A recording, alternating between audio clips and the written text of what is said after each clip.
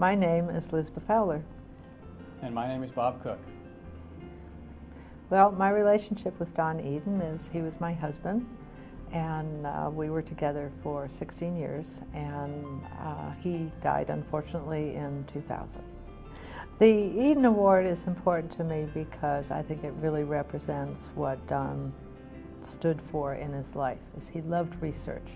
I think that was his very first love, and he never wavered. Don definitely embodied the integrity in research, and a number of times, it took me years to figure out that when he would do his experiments and it would be a full day of data collection and he'd come back home and I'd say, well, how did things work out? And he'd say, well, the results were interesting. And I thought, well, what does that mean? But a lot of times things don't work out exactly right. And that just gave him more time to think of, well, maybe we need to look at it this other way.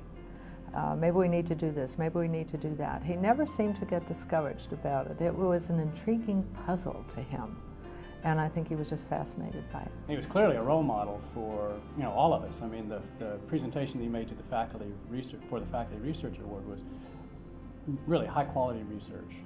His presentation was absolutely impeccable, and it was very clear that things had to be just right. And as a member of the executive committee, his concern was always that we do the right thing for the right reasons with the right people. And if we started, anybody was talking about something that was sort of off. He'd call you on it. Yeah, he'd call us on it. I was glad to see that this year we had the largest pool of applicants. It seems to have been building over a period of years.